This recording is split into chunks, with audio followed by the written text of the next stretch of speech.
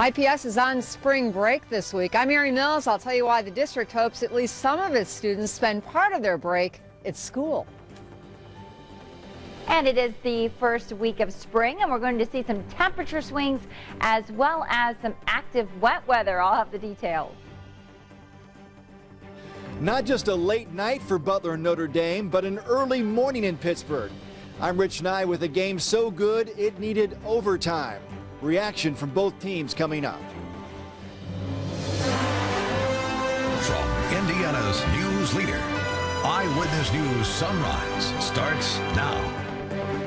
Good morning. Welcome to 9 o'clock, our hour of Weekend Sunrise. I'm Naomi Peskovitz here with Kelly Green. And if you stayed up late watching that game, maybe you're just now starting to roll out of bed. Thank you for joining us on this Sunday morning. It will be a cooler one than yesterday. Yes, yesterday we got up to 63 degrees. It really was a fantastic first full day of spring. But yes, we're tracking slightly cooler temperatures today, but nonetheless, a dry day. And here is a quiet look from our HD Sky Cam. Taking a look at Lucas Oil right now. It's quiet today. Of course, in a couple weeks, it will be hopping. Lots of sunshine right now all across central Indiana, Crawfordsville. Blue sky, just some high cirrus clouds building in. And we have had this disturbance to our deep south that's been kicking in some of those clouds. But for the most part, it's going to be a quiet day today. We are tracking a disturbance that will move in from the northwest a little bit later on for tomorrow. In the meantime, it's currently 37 degrees at the Indianapolis airport. Winds are now turning out of the east at 8 miles per hour. We do have a wind chill value, making it feel like it's 31 degrees. Now, it is currently 31 in Strawn, 30 degrees in Muncie, 33 in Lafayette. It's 38 degrees in Bloomington and 37 in Seymour. Temperatures today will be a little bit cooler than yesterday and actually a few degrees below average this afternoon, climbing into the upper 40s and low 50s across central Indiana. A mix of sun and clouds today with light breezes out of the east-northeast from about 5 to 10 miles per hour with a high near 50 degrees. Big temperature swings and some wet weather will be coming your way. I'll have those details coming up in your SkyTrack 13 forecast. Naomi?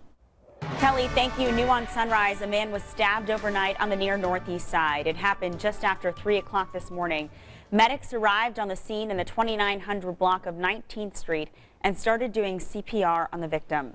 The man was taken to Eskenazi for treatment. His condition is not being released at this time. Police were able to apprehend a possible suspect at the scene. New on Sunrise, a family is forced from their home after an electrical fire. It happened in the 1500 block of West 22nd Street just after 2 this morning. We're told there were no working smoke detectors in the home. Luckily, the family was awoken by a burning smell and was able to escape from that home unharmed. Fire crews attacked the fire shortly after arriving on scene. They were able to put it out within about 20 minutes, but it did burn long enough to cause about $40,000 worth of damage. The family will stay with relatives for now. IPS is heading into their spring break, which means relaxation and fun for many students. But for others struggling with hunger, a break from school means finding another source of food. Sunrise reporter Mary Mills joins us live now from the Center for Inquiry on North New Jersey to tell us why those families in need won't have to worry this spring break. Mary? Good morning, Naomi. Yes, IPS is opening 21 of its schools during spring break this year, including this one behind me during the lunch hour, to make sure that kids in need of a hot meal or wanting one are able to get one. Now, spring break starts Tuesday for IPS since Monday is a snow makeup day for the district. Lunch will be offered every day at each of those 21 schools from 11:30 to 12:30, with 2 of the schools actually offering breakfast as well. We're told about 80% of IPS's 30,000 students qualify for free meals based on their family's income. And school officials say for many of them it's the best meal of the day, and they want to make sure that kids still have access to that even on spring break. Now, kids don't have to do anything. They don't have to sign up. They just have to show up. IPS is not sure how many students and families will take advantage of the program, but the schools are scattered across the district to make that easier. And to see a full list of the schools and the times that the meals are being offered, you can go to WTHR.com and click on Hot Topics. And again, this all begins this Tuesday. We're live downtown. Mary Mills, Channel 13 Eyewitness News. And so good to get that information out before spring break starts. Thank you, Mary, so much. Well, a week after a violent attack at a city park, there was a show of force against violence yesterday. The 10-point coalition was among the groups at Brookside Park to show unity with a 14-year-old girl and her 5-year-old brother, who were beaten by another 14-year-old girl in an apparent unprovoked attack. Video of that beating went viral after it was uploaded and shared on social media. The 14-year-old suspect has been charged in juvenile court. The young victims are physically okay after that attack. We are learning more about a deadly shooting that happened in broad daylight yesterday. It turns out the man who died was related to the alleged shooter. Police were called to the 2900 block of East Riverside Drive on the city's northeast side. Officers were called out to investigate a reported burglary, but instead discovered a body inside the home. Homicide detectives say the man killed in the shooting was the brother of the homeowner and apparently has a history of convictions. Charges have not been filed in this case. Another shooting on the northeast side left a man in critical condition. The shots were fired outside of an apartment complex near 46th and Fall Creek Parkway. No word yet on a suspect in this case. Prosecutors are considering charges against 2 women accused in a multi-state crime spree. Police arrested Stephanie Tolles and Jaleisha McDonald this morning after a reported theft at a Greencastle Walmart. Investigators believe they're the same suspects wanted for up to 40 iPad thefts across Indiana and Ohio. Surveillance cameras caught the pair this week entering a Greenfield Walmart. Police say they broke into the store cabinets and stole thousands of dollars worth of electronics. Both women are being held in the Putnam County Jail. Prosecutors have filed formal charges against a man accused in another crime inside a Walmart. Tyler Armstrong faces 4 felonies and 1 misdemeanor for leaving a backpack meth lab at the store in Muncie. The potentially dangerous items were found in the men's bathroom last week. Police caught Armstrong a few days later and took him into custody. They also arrested Armstrong's alleged accomplice, Ashley Oliver, for helping him make the meth. Both of them will go to court next Thursday for their initial hearings.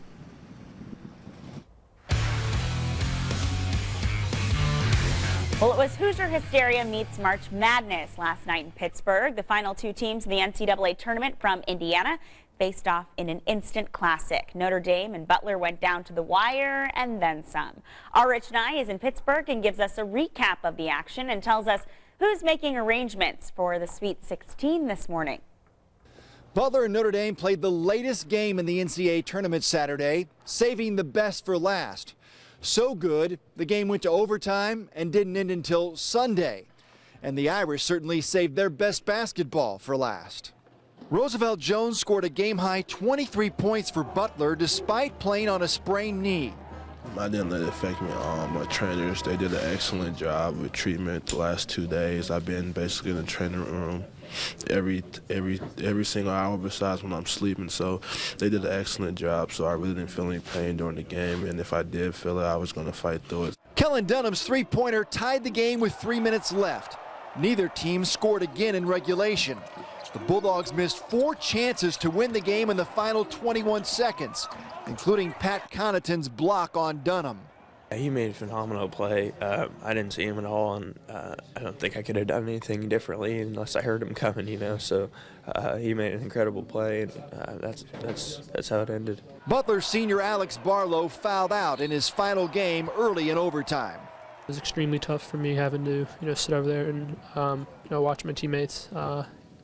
But, Grant made a great play, caught me in the air, and I made a mistake. I didn't make many all game. Notre Dame played almost perfect offense in overtime. Steve Vasturia beat the shot clock for 3, and the Fighting Irish beat the Bulldogs 67-64. It's a great feeling. We're playing really well right now, and we made big plays down the stretch, and we've been doing that all year, getting big defensive stops and hitting shots. So it's a great feeling, and we're playing with a lot of confidence right now, so we want to keep it rolling. The first ever NCAA tournament game between Butler and Notre Dame, certainly worth staying up for, and sends the Irish on to Cleveland as the only Indiana school in the Sweet 16. In Pittsburgh, I'm Rich Nye, Channel 13 Eyewitness Sports. Rich, thanks. And no matter which team you were rooting for, certainly a lot for Indiana to be proud of this morning, having at least one team in the Sweet 16. We'll be following them. Yeah, it's so hard to watch these men after they've been fighting so hard to win and then see the defeat and disappointment. And they're so emotional, as they should be. A long road come to an end for a lot of those folks, but still, again, one team left. Yes. And go Notre Dame. So we're going to see a nice day today, not as warm as yesterday. Temperatures will climb to near 50 degrees, but we are tracking some active weather. Several disturbances will bring rain chances to central Indiana. I'll have the timing coming up on Sunrise. Plus, there were 5 teams from Indiana when the tournament started, but there were other teams with Hoosier connections. Coming up, how a pair of father-son duos did it in the 3rd round.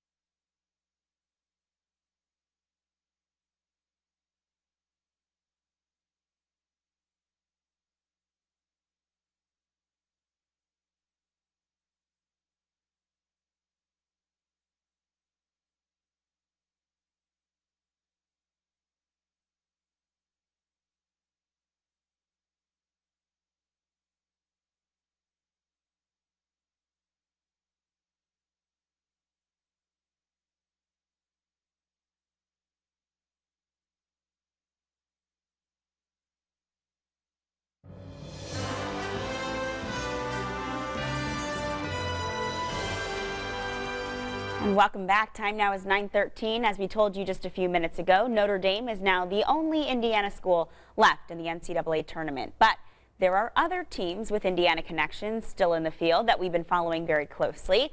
Perhaps the tournament darlings, Georgia State, coached by former RUPUI coach Ron Hunter and led by his son and former Pike star RJ. The team captured the hearts of millions with their upset win over Baylor in the round of 64.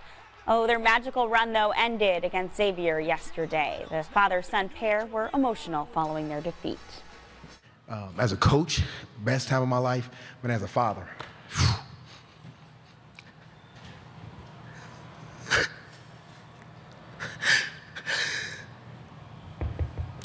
I love this kid, man. Love him. There's nothing to be sad about, especially for me. I'll be honest with you. The greatest week of my life, the greatest time I've ever had to be a father. Certainly a rare moment there for them, of course. Well, it's not clear yet if RJ will return his senior year. He's projected to be a late first-round pick in the upcoming NBA draft, also making Indiana proud. But here's a positive. Another father-son duo is on their way to the Sweet 16. Former IU great Steve Alford and his son Bryce have the UCLA Bruins rolling right along after a big 92-74 win over number 14 UAB. The Bruins were a surprise selection into the tournament after winning only 2 games on the road all season long. But it really is true what they say. Once you're in the tournament, it's a whole new season. They will play the winner of today's game between Gonzaga and Iowa. Very cool to see some Hoosiers representing there. That's right. I'm always a big Steve Alford fan. Yes. Grew up watching him play IU basketball. And a lot of fans in this room, too, we know. That's right. All right, well, more basketball to come, but also spring-like weather. It's going to be that mixture of up and down. Well, I saw a lot of kids and dads playing basketball out in their driveways yesterday because it really was such a beautiful day. We're going to see much of the same, not quite as warm, but we will see a lot of sunshine. And as you can see from our satellite radar, we've had some clouds that moved in. To the deep south, there's an area of low pressure. It is bringing quite a bit of rain across the deep south, but what we're watching out for is this next disturbance to the northwest. That will be our next weather maker as we head into tomorrow. In the meantime, here's a look from Morris Reservoir. What a beautiful morning here. Lots of blue sky, a little bit of a breeze there and some ripples on the lake, but it is going to shape up to be a lovely spring day. It is currently 37 degrees at the Indianapolis airport. Winds are out of the east at 8 miles per hour. We do have a wind chill value making it feel like it's 31 degrees. It's currently 31 in Marion, 35 in Greensburg, 36 in Greencastle, 34 in Lafayette, and 40 degrees right now in Bedford. We are tracking a cooler day today, but it will be dry. We're going to see some big time temperature swings over the next several days, plus an active wet pattern will take shape, and we're also tracking some flurries that will move in by late week. Here's a look at future track 13. The winds will be out of the east-northeast today. That will allow temperatures to climb into the upper 40s and low 50s this afternoon. So quite a bit of a difference from yesterday's high of 63, but nonetheless still a nice, pleasant Sunday. Temperatures climb to 50 degrees in Indianapolis. Winds will be out of the east-northeast from about 5 to 10 miles per hour. Temperatures fall to 28 tomorrow morning under partly cloudy skies. So yes, a bit of a chilly start tomorrow morning. You'll need to grab the winter coat, and temperatures not going to rebound much at all tomorrow. Here's a look at future tracks starting the timeline at 7 a.m. We do have this disturbance that will start to push through. Snow will be likely in Chicago by tomorrow morning. So if you're heading up I-65 tomorrow morning, keep that in mind. Likely seeing some accumulating snow in northern Indiana. This will start to track across the area by early afternoon on Monday. A line from Lafayette, Kokomo to Marion, that area and points to the north could see a bit of some wet snowflakes. Not expecting any accumulation onto that, but nonetheless could be a bit slippery. Points to the south of that will likely be just rain, as temperatures will be warm enough for just rain throughout the rest of the afternoon into Monday evening. So Monday afternoon will be a chilly day. Temperatures only climb to 42 degrees under mostly cloudy skies, and again a chance of a few showers here and there. Keep in mind, check with Sean tonight and again with Chuck and Nicole tomorrow morning. As we head into Tuesday, better chances of rain. This is a warm front that will lift through. It'll bring us a chance of some showers, possibly a thunderstorm or two Tuesday afternoon into the evening. Then we'll see several dry hours during the day on Wednesday before more storms start to ramp back up again Wednesday night. Here's a look at your SkyTrack 13 forecast. We have high of 50 degrees on Sunday. Temperatures fall to 28 Monday morning. High of just 42 Monday afternoon. Better chances of rain Tuesday. Wednesday will be dry for a big chunk of the day. And check out that high, 61 degrees. More storms likely, though, by Wednesday night into Thursday. A few flurries possible on Friday. Naomi? Kelly, thank you. Prom is supposed to be a magical night for high school students, but all that glitz and glam comes at a big price. That's why dozens of girls were invited yesterday to pick out that perfect dress for free. Monon Trails Elementary in Westfield hosted the 9th annual Cinderella Story Prom Dress Sale. It's a chance for more students to enjoy the big dance without worrying about the expense. One night you're going to spend maybe $300–400, and a lot of people can't afford that. So this gives everybody an opportunity to be on equal footing, go to prom and feel like $1 million, a princess for the night. It's been a year since I've dressed up, to be honest, so I feel beautiful today. So cool. All the dresses are donated by the community. Well, it's been said over and over again that good things come to those who wait. Coming up, only in Indiana, a place where people are being paid for a sweet reward for their patience. Plus, there are continuing concerns over recent underground explosions happening downtown. Coming up, why IPL workers found something inside of one of the manholes that blew up.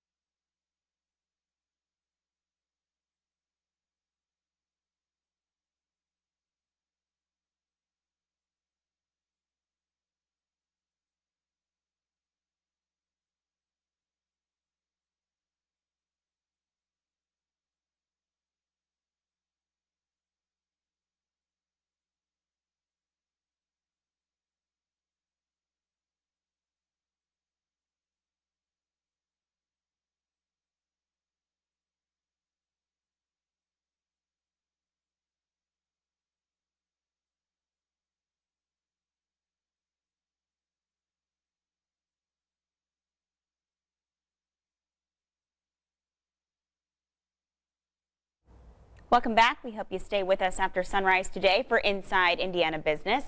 Here's host Gary Dick with more on today's show. I'm Gary Dick. Coming up at 11 o'clock, high-speed internet access continues to be a huge issue in the state of Indiana for both businesses and Hoosiers in general. Two measures making their way through the Indiana State House are deal with broadband connectivity. They've been passed by the House, now in front of a Senate committee. AT&T Indiana President Bill Swords is confident those measures can help the situation. He also comments on the show about tech momentum in Indiana. Something special is happening. We're proud to be playing a small part in that, but you see the co-working spaces expanding, hackathons, all sorts of engaging opportunities, not just for feel good, but to provide real economic incentives and opportunities for some of these young startups. It's really an exciting time to be part of the Indiana community. Much more on high-speed internet access. Plus, spring is here, but is the housing market thawing out? We have an expert on the show this morning. He'll talk about what buyers and sellers can expect, also where mortgage rates may be headed in 2015. We'll have those stories and a lot more. It's all coming up this morning at 11 right here on Channel 13. We only have a few weeks for harvest, and it takes hours to prepare. Most people would just give up and go buy it at the grocery store. But fortunately, not everyone feels that way. This morning on Only in Indiana, Kevin Rader and photographer Joel Clausen share a sap story that will prove that point. A little bit closer, Rita. There you go. Air. The window of opportunity is so small. It takes about 40 to 50 gallons of water to make 1 gallon of syrup. The temperature has to be above freezing during the day and below it at night. The quicker you get it to go to syrup, the more clear your syrup will be. But when Mother Nature cooperates, you get a sweet, rhythmic reward. How's it taste? Good. Good. What's it taste like? Sugar. It's like sugar water or what? It's like sugar water. We go about 1 inch, maybe 1.25 inches, depending on how big of a tree it is. It has a little bit thicker bark. Laura Lewis Rudd started tapping the 75 sugar maple trees in a grove on her parents' Brown County farm when she was little. What is that coming up? Yeah. We're evaporating all the water off so it leaves just the sugary part behind. This process can take anywhere from 6 to 8 hours. So instead of, you always used to hearing, is it soup yet? It's like, Is it syrup yet? Yeah, and then I'll say to people, well, we're getting close, and they'll say, well, when's that going to be? And I'm like, 3 hours. And they're like, 3 hours? I was like, well, close with syrup is different. And not to get sappy, but syrup brought Laura and her husband Chris together. He actually made syrup at his house before I met him. I borrowed her old pan and used... We were acquaintances before, and then he had said, I wish I had a pan to cook it in, and I said, well, take our old pan. Oh, that's funny. Yeah. So you guys were both sweet on syrup? Yeah. Yes. So here they are in the sugar shack, sharing a love of the outdoors, a love of syrup, and a love for each other. You can literally see the steam rolling out of here. It's kind of break up the cabin fever anyway of winter, and then I mean, we just love being out here, the birds and spring, and we love maple syrup. It's really good on pancakes. So fresh maple syrup. Oh, and there is that. After all, if you've tasted it coming out of the tree, you have to try it on the table. Who else needs a pancake? These two are armed with anticipation and, oh yeah, forks. After all, this is where all that patience pays off in a very big way. In Brown County, Kevin Rader, Channel 13, Eyewitness News. All right, Kevin, thank you. Well, Laura and Chris say their syrup is not for sale. In fact, they only share it with people they love, and the lucky kids from Harmony School in Bloomington who were visiting there that day while they were shooting. If you have an Only in Indiana story you'd like to share with Kevin, just go to kevinrader@WTHR.com. That's his email address. You can send ideas there. Well, it's all everyone's talking about this morning. An amazing game between Notre Dame and Butler in the NCAA tournament.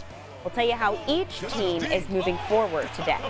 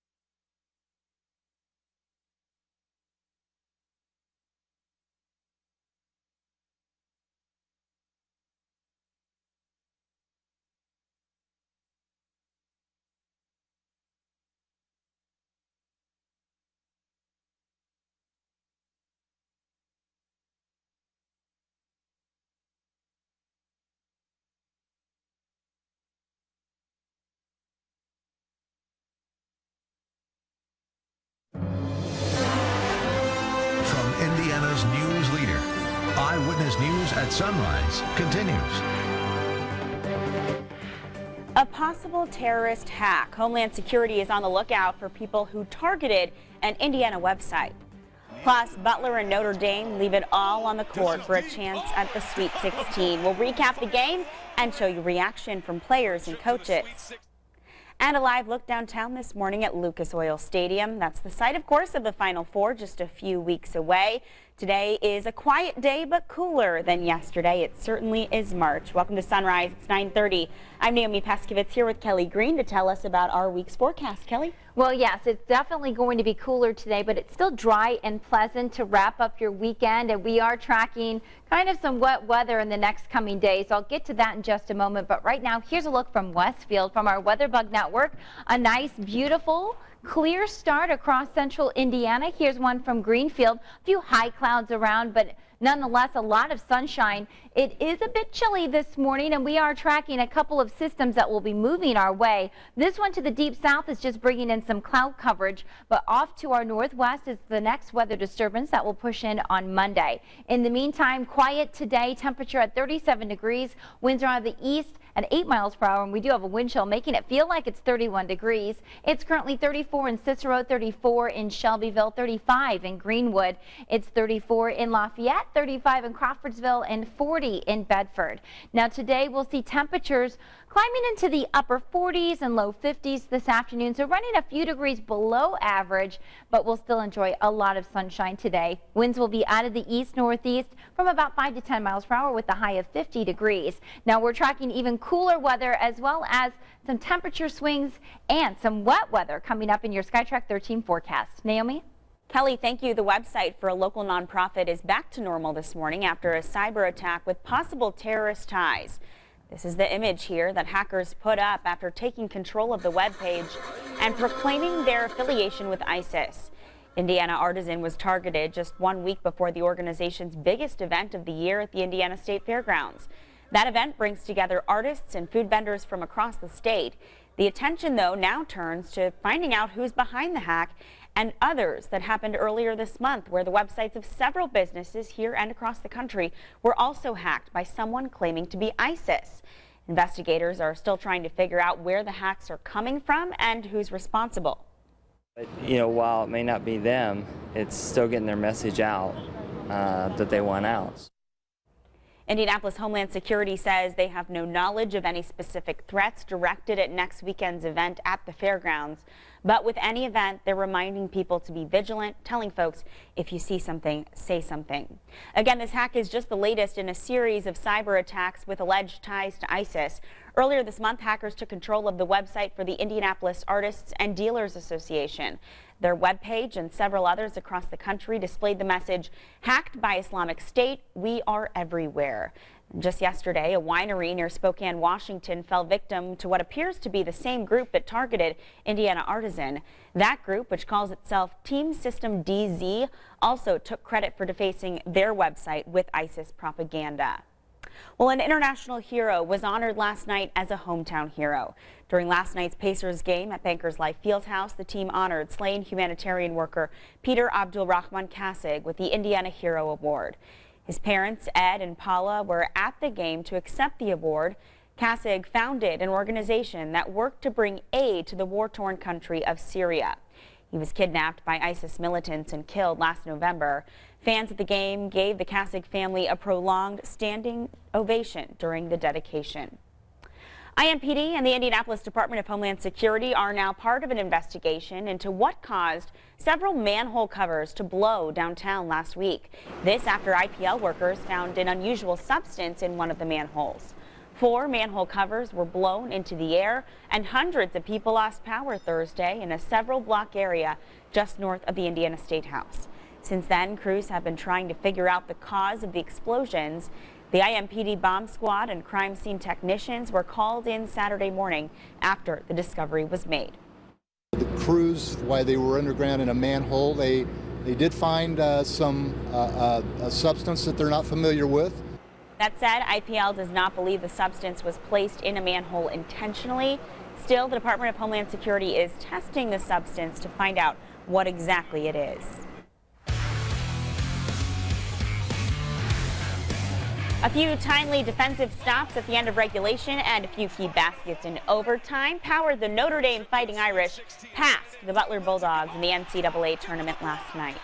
Notre Dame now moves on to the Sweet 16 for the first time in 12 years. Meanwhile, Butler heads back home, their season now over. Rich Nye joins us from Pittsburgh with a look at what lies ahead for both programs. Butler started the season with low expectations and an interim head coach.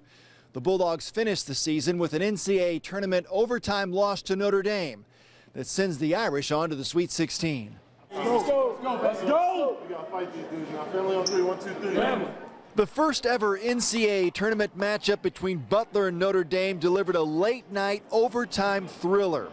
Roosevelt Jones scored 23 points for the Bulldogs on a sprained knee. But the Fighting Irish dialed long distance in overtime for a 67-64 victory that hangs up the phone on Butler's remarkable season. We're always a team that's going to be undervalued, a team that will be looked down upon. People will project us to be something that we don't think we'll be, something we'll be more. So I know what we did this year was tremendous compared to last year, coming back with all the circumstances that we had to deal with. Former walk-on Alex Barlow fouled out of his last game. He played in 3 conferences for 3 head coaches. When this day came, I knew I was going to be disappointed, hurt that it was over, but, no way am I sad. The experiences that I've had for these past 4 years, the friendships I've made, the people I've been around, got to play with, it's been incredible. Butler hired Chris Holtman permanently as head coach in January. His team won 23 games and finished 3rd in the Big East. There wasn't much expected of this group, and I think they carried that with them throughout the year, and it was a great motivating factor, and just the grit that they showed. Mike Bray celebrates the Sweet 16 for the first time in 12 years, coaching the Irish after learning his mother died Saturday morning. She had a great run, man. She had a great run. 84, an amazing woman, really kind of, she was the one who kind of got me going. Competitive, an Olympian, a world record holder. Butler says goodbye to 3 seniors, and Notre Dame says hello to Cleveland with a game on Thursday against either Wichita State or Kansas. In Pittsburgh, I'm Rich Nye, Channel 13 Eyewitness Sports. All right, March Madness, of course, brings along our March Madness in the weather department. You too. got it. We have big-time temperature swings as well as an active wet pattern in store. Here's a look at your radar satellite. Notice we have a lot of rain to our deep south, a wintry mix to the northwest. I'll let you know what will be moving in and what kind of temperature swings we can see coming up on Sunrise. Plus, the 500 Festival Mini Marathon is fast approaching, so do you need some added motivation to run? We have some for you. We'll show you what each runner will get after crossing the finish line.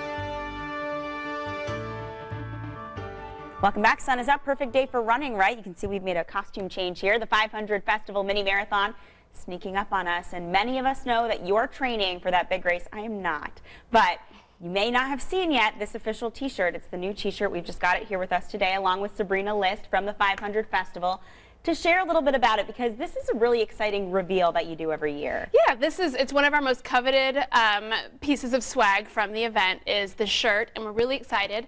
ASICS is our official apparel sponsor for the mini marathon this year. We're in pretty good company along with the New York Marathon and LA Marathon, and we're excited to offer this up to all of the mini marathon participants. Very cool. If you want to like hold it right in front of your face and then kind of tell us, there's a really cool design on it this year too. Yeah, so we actually asked a lot of our participants what their favorite aspects of the mini were, and number one is downtown Indianapolis, so we paid great attention to the skyline of Indy.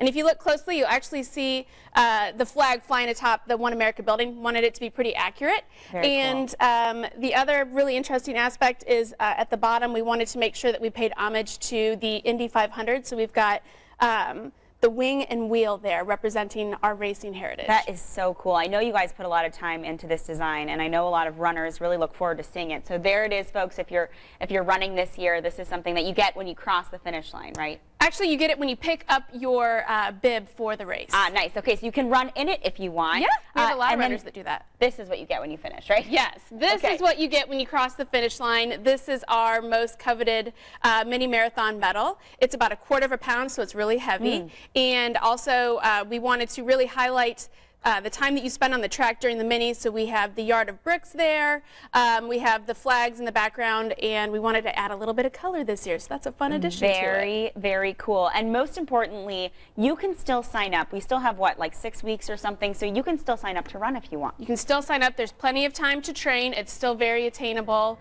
So we recommend that you sign up early. Those spots are filling up pretty quickly. Yeah, you can get a special $10 off if you put WTHR code in there. We've been promoting that. Hopefully everyone won't get out there. This is a look at, I think, last year's race. You guys looks like had a little bit of rain, but this year, hopefully perfect weather. We've had some good weather so far to train, at least the last few days. Yeah, we've had some really great weather to train. We have a series of training runs called the Miler Series that have gone really well. It's perfect weather, perfect opportunity. Get out there and start training. Any last minute tips for the runners? Take it slow and steady. Don't bite off more than you can chew, and just little by little, keep chipping away at that distance. Yeah, now you've seen it, now you got to get your own, so that means you've got to register and run. Thank you so much, Sabrina, for coming in. We appreciate it very much. Kelly? Yes, I would agree. If you've never done it before, it really is a lot of fun. So many great bands and entertainment along the route, so good times there. And really, we have some great running weather over the course of the next several days if you like cooler weather, but we also are watching out for some rainy weather. We do have a system to the deep south that will be pushing off to the east. It's been kicking in some cloud coverage, but what we're watching out for is the system to the northwest.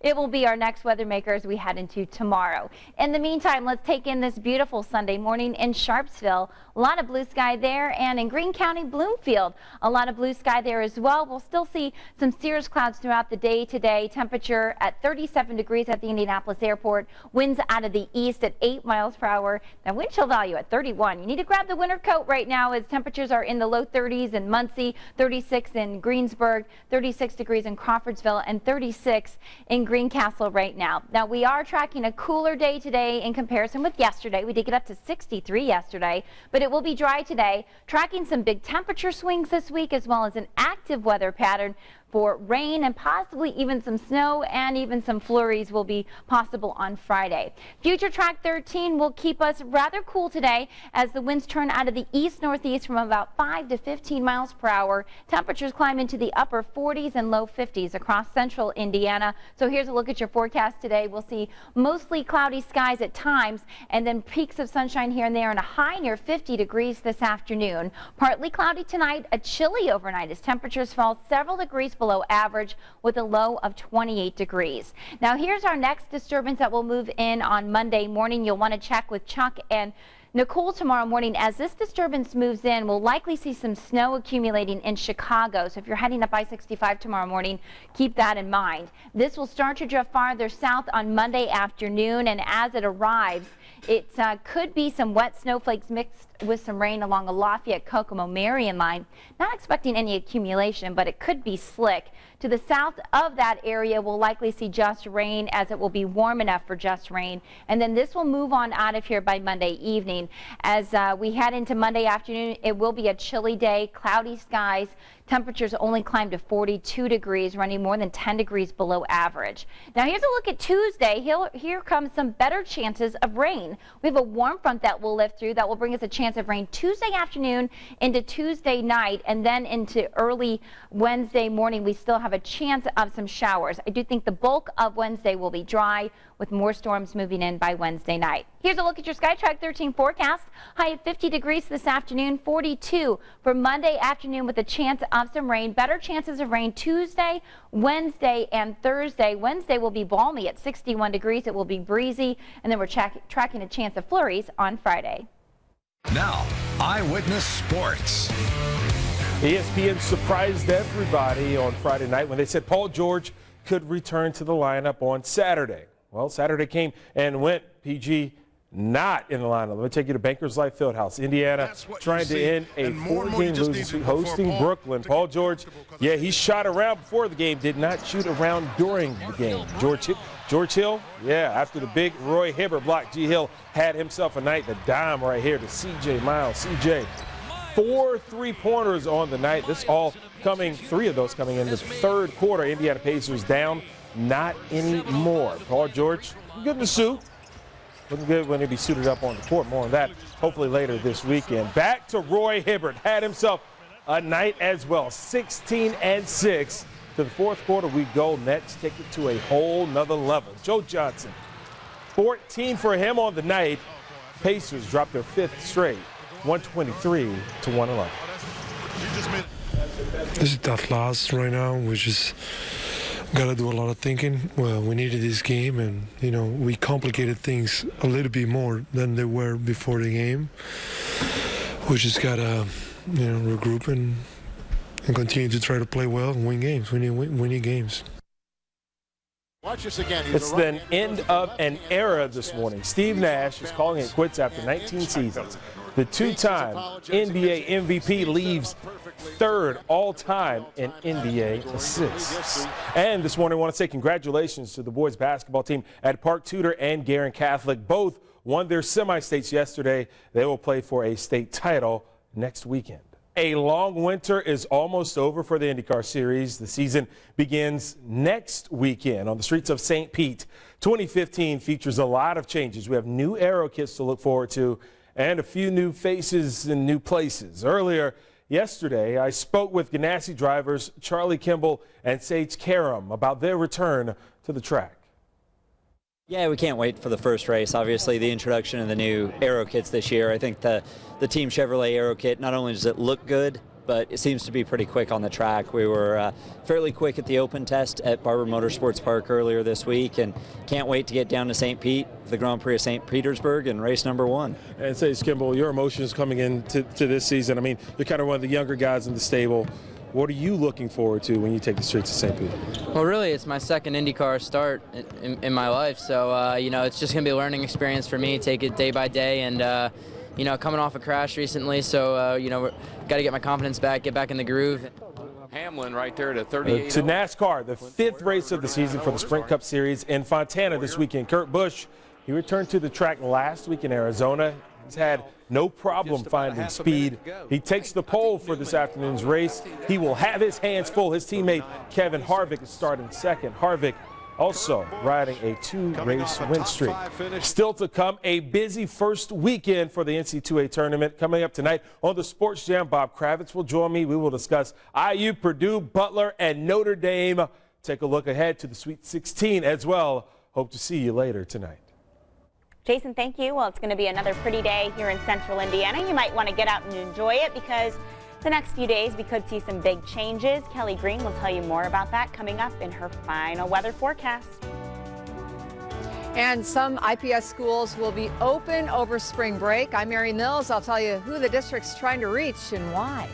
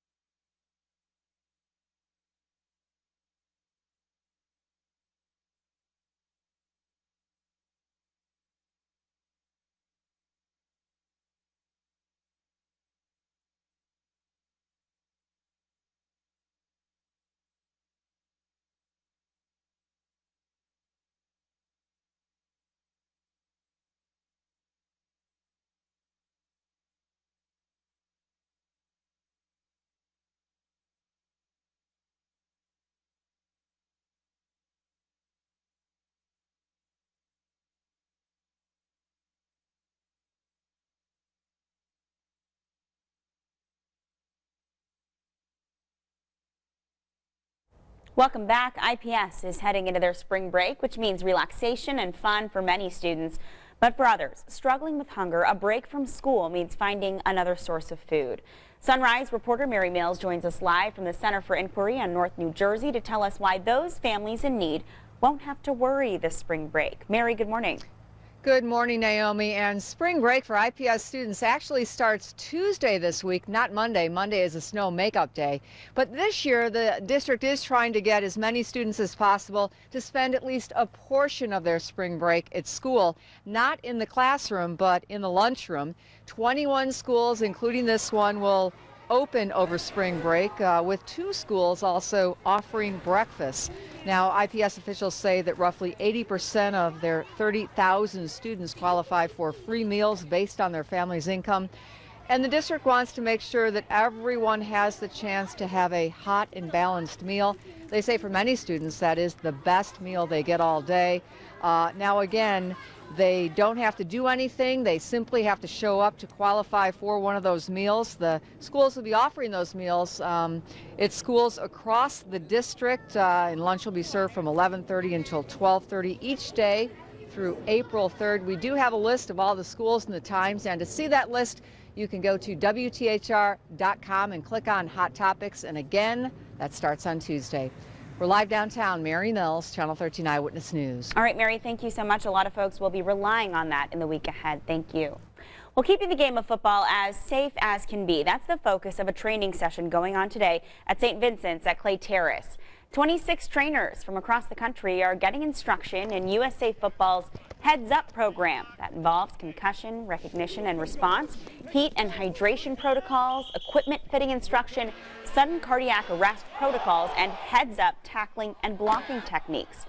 Now, once they've been trained, these 26 coaches will teach those techniques to others across the country during the spring and summer, which is already upon us. Spring, it's finally here, and it's feeling like it this weekend, yesterday especially, but yeah, we could see some more snow. Well, there is a chance, yes, and it's going to be dry today, so that's the good news. Not as warm as yesterday. Temperatures will top out near 50 degrees this afternoon. Yesterday we got up to 63. We'll still see those temperature swings this week, but we'll also see several chances of rain that could also be mixed with some snow, especially along a Lafayette to Marion line tomorrow.